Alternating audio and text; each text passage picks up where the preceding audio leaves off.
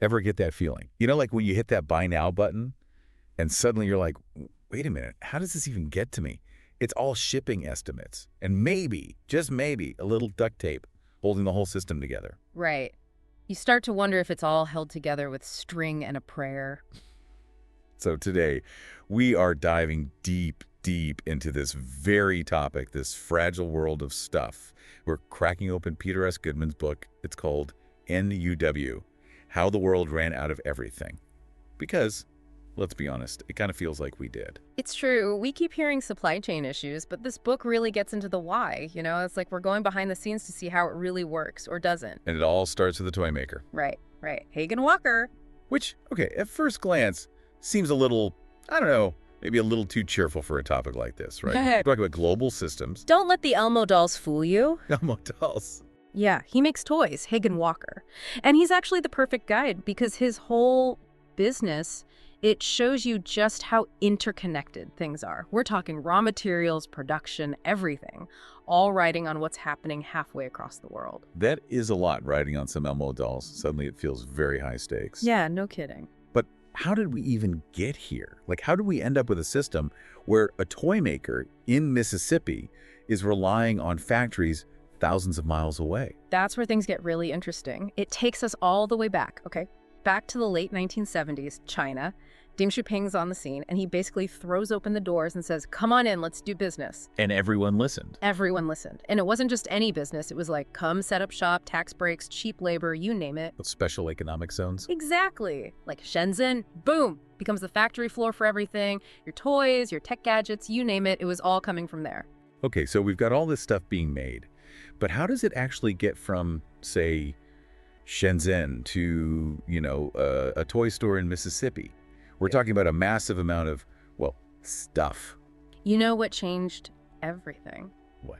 The shipping container. Seems simple, right? It's a metal box. It's a metal box, but it revolutionized global trade. Before containers, loading and unloading ships, it was a mess. So slow, so expensive. Oh, I can imagine. But with these standard containers, boom, suddenly you can move mountains of stuff quickly, cheaply. The world shrunk overnight. But I mean, not everyone was happy about this container situation, right? Oh, absolutely not. Imagine you're like the head of the Longshoremen's Union. You see these giant boxes and you know what that means. Yeah. Jobs gone. Yeah, I could see how that wouldn't go over well. Streamlined global trade, but for some, it came at a real cost. It's like we traded hands for metal boxes. Yeah. And hope for the best, I guess. Yeah, hoping the trade-off was worth it. But then there's this other thing, right? This idea of just-in-time manufacturing. Well, yeah. Sounds good on paper, but Goodman kind of makes it sound like a recipe for, well, for everything falling apart. Well, that's the thing about just-in-time. It was all about efficiency, like the peak of efficiency, right? You don't want to have warehouses full of stuff you might not need. Right. So everything's timed just so.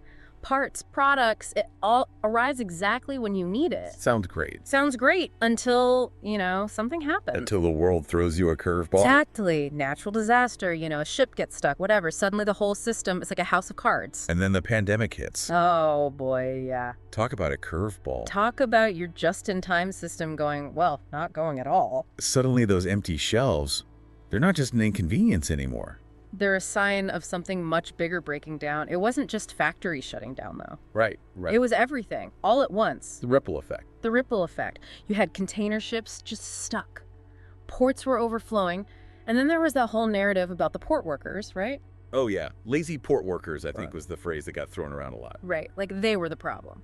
But Goodman, he goes there. He does. He's on the docks with these guys. He gets into the nitty-gritty. And you realize this is not a job for the faint of heart.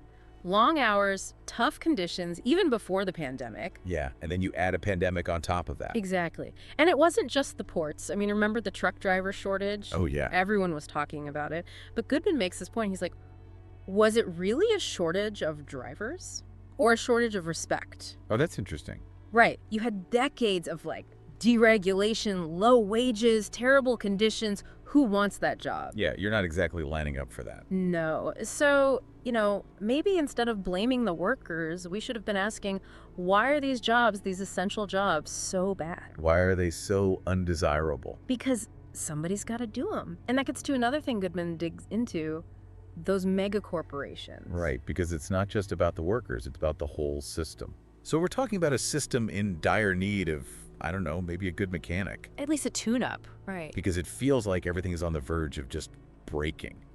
Well, Goodman doesn't just leave us with doom and gloom. He explores some ways we can make things a little more, I don't know, resilient. Okay, more resilient, I like that. Yeah. So what's the solution? Well, one idea is this whole nearshoring thing. Nearshoring. So Yeah.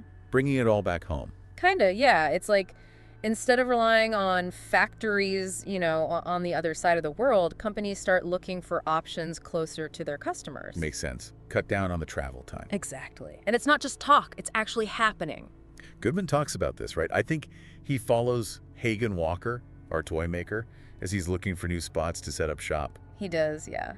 Walker, he tries Vietnam first, which makes sense. A lot of companies are looking at Vietnam as an alternative to China. But, it's not as easy as just picking up and moving, right? Walker runs into all these, bureaucratic hurdles, quality control issues, the whole thing. Sounds like a headache. It's messy, and it kind of proves the point that just shifting production to a different low-cost country, it doesn't really solve the problem. So nearshoring has its own issues.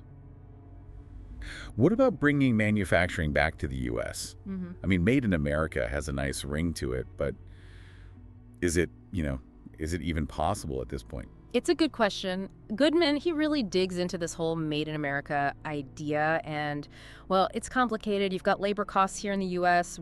way higher, and then there's the question of, do we even have the infrastructure, the skilled workers, to actually make this stuff on a large scale? Yeah, it's not like we can just flip a switch. Right. It's a whole thing. So what's the answer then?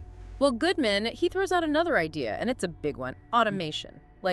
Robots, AI, all that. Okay, so robots are going to save the supply chain.